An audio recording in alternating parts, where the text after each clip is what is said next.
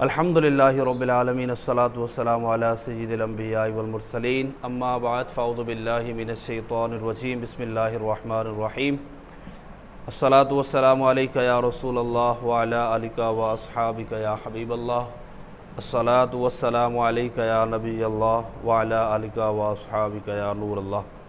میٹھے میٹھے اور پیارے پیارے اسلامی بھائیوں، آپ دیکھ رہے ہیں ہمارا یوٹیوب چینل ڈہرکی کے بیان۔ سب سے پہلے ہمارے چینل کو لائک کریں، شیئر کریں، سبسکرائب کریں تاکہ ہماری ہر نیو آنے والی ویڈیو آپ تک بآسانی پہنچ سکے۔ پیارے پیارے اسلامی بھائیوں، اللہ تبارک و تعالیٰ نے ہمیں ایک بار پھر رمضان المبارک کا بابرکت مہینہ عطا فرمایا۔ تو اس مہینے کے اندر اللہ تبارک و تعالیٰ کی رحمتیں انسان پر ہر گھڑی، ہر وقت، ہر ساعت نازل ہوتی رہتی ہیں، برستی ہی رہتی ہے، اور اس مہینے کے اندر نیکیوں کا اجر و ثواب مزید بڑھا دیا جاتا ہے۔ عموماً عام حالت کے اندر ایک نیکی کی جائے تو بعض اوقات اس کا 10 گنا ثواب ملتا ہے، لیکن اس مہینے کے اندر 10 گنا سے بھی زیادہ 70 گنا مزید کو ثواب کر دیا جاتا ہے۔ اس مہینے کے اندر ایک رکعت پڑھنے کی فضیلت یہ ہے کہ عام مہینوں کے مقابلے میں وہ ہزاروں رکعتوں کے مقابلے میں یہ رمضان المبارک کے اندر ایک رکعت پڑھنا یہ افضل والی ہے۔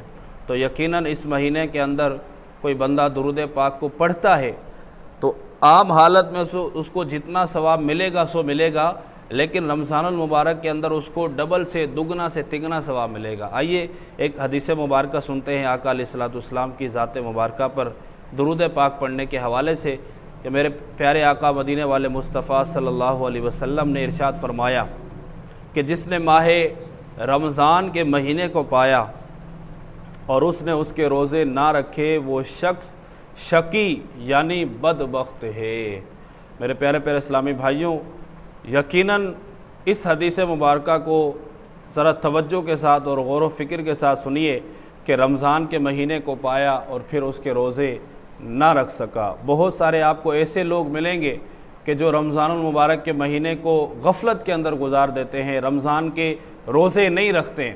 میرے پیارے اسلامی بھائیوں، یقیناً ایسا شخص حضور علیہ السلام کی حدیث مبارکہ سے بدبخت ایسا شخص شمار ہوگا کہ جس نے رمضان کے مہینے کو پایا اور اس کے روزے نہ رکھے۔ یہ مہینہ رب تعالیٰ کا مہمان ہے۔ اس مہینے کے اندر اللہ تبارک و تعالیٰ لاکھوں کروڑوں مسلمانوں کی بخشش فرماتا ہے، لاکھوں کروڑوں ایسے مسلمانوں کو جہنم سے آزاد فرما دیتا ہے کہ جن پر جہنم واجب ہو چکی ہوتی ہے۔ اور ایسے میں اور اس برکتوں سے اگر کوئی بندہ اپنے لیے حصہ نہ لے سکے تو یقیناً وہ بندہ بدبخت ہے۔ تو ہمیں کوشش کرنی چاہیے کہ رمضان المبارک کے مہینے کو بابرکت مہینے کے اندر اس مہینے کے اندر زیادہ سے زیادہ عبادت کرنے کی، اس امتی کے لیے یہ بات ہی صرف کافی ہے کہ اس کے نبی نے اس کو بدبخت کہہ دیا۔ یہ بہت بڑی بات ہے کہ ایک امتی کو اس کے نبی نے بدبخت کہہ دیا۔ اب بندہ غور کرے کہ یار کیا میں بدبخت ہوں؟ کیا میں ایسا بندہ ہو چکا ہوں کہ میرے نبی، وہ نبی کے جس کا میں کلمہ پڑھتا ہوں، وہ نبی کے جس کے صدقے ہمیں قرآن پاک ملا، وہ نبی کے جس کے صدقے ہمیں رمضان المبارک کا مہینہ عطا ہوا، وہ نبی کے جس کی وجہ سے ہماری امت محمدیہ تمام امتوں سے افضل ہے، کہ میں اس امت میں سے ہوں کہ جس امت کے لیے انبیاء کرام نے دعائیں کی کہ یا اللہ عز و جل ہمیں امت محمدیہ میں داخل فرما۔ انبیاء کرام نے دعائیں مانگی، ہمیں تو بغیر دعاؤں کے امت محمدیہ کے اندر شمار کر دیا گیا کہ ایک امتی کے لیے واقعی یہ افسوس کی بات ہے کہ اس کے نبی نے اسے بدبخت کہہ دیا۔ تو میرے بیٹھے اسلامی بھائیوں، ہمیں ان چیزوں سے بچنا ہے، شقی ہونے سے بچنا ہے، ایسے کاموں سے بچنا ہے کہ جو ہمیں بدبختی کے اندر شمار کرنے والے ہوں۔ دوسری آقا علیہ السلام نے فرمایا کہ جس نے اپنے والدین یا کسی ایک کو پایا اور ان کے ساتھ اچھا سلوک نہ کیا تو وہ بھی شقی یعنی بدبخت ہے۔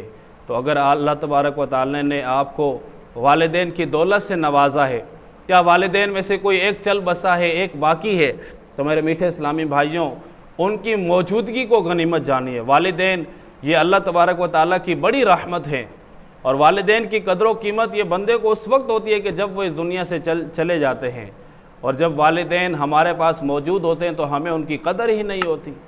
تو میرے میٹھے اسلامی بھائیوں، اچھا سلوک نہ کیا والدین کے ساتھ، فرمایا کہ وہ بندہ بھی بدبخت ہے۔ آج والدین ہمارے پاس موجود ہیں، ہمیں ان کی قیمت پتہ نہیں ہے، ان کی قدر معلوم نہیں ہے۔ اگر والدین کی قدر و قیمت کو جاننا چاہتے ہو تو ان سے پوچھو کہ جن کے والدین اس دنیا سے چلے گئے ہیں، وہ آپ کو بتائیں گے کہ ماں باپ کیا چیز ہوتی ہے۔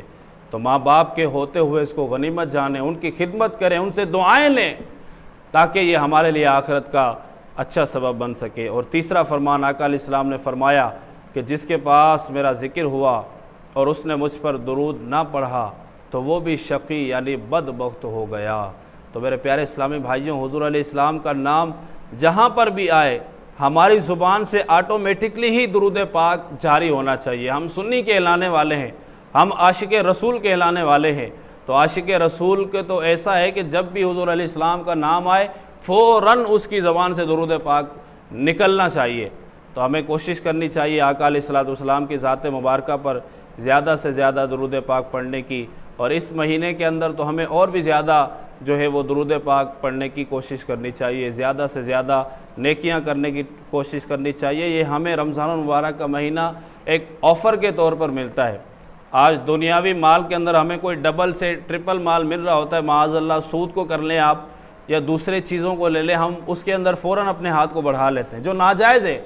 تو ہم نیکیوں کی طرف کیوں نہیں آتے؟ تو اس مہینے کے اندر ہمیں زیادہ سے زیادہ نیکیاں مل رہی ہیں بھائی، ایک نیکی کرو 10 نیکیاں ملیں گی، 70 گنا اس کی نیکیاں بڑھا دی جائیں گی۔ آپ فرض پڑھ رہے ہیں، آپ کو نفل پڑھ رہے ہیں، نفل پڑھنے سے آپ کو فرضوں کا ثواب مل رہا ہے، اور اگر آپ فرض پڑھ رہے ہیں تو پھر اس کا 70 گنا مزید آپ کا ثواب بڑھا دیا جاتا ہے۔ یہ کیوں ہو رہا ہے؟ یہ رمضان کے مہینے کی وجہ سے ہو رہا ہے۔ تو اس مہینے کے اندر زیادہ سے زیادہ عبادات کریں، ریاضات کریں، والدین کی خدمت کریں، گھر والوں کی خدمت کریں۔ اللہ تبارک و تعالی ہم سب کو عمل کی توفیق عطا فرمائے۔ آمین بجاہ نبی الامین صلی اللہ علیہ وسلم۔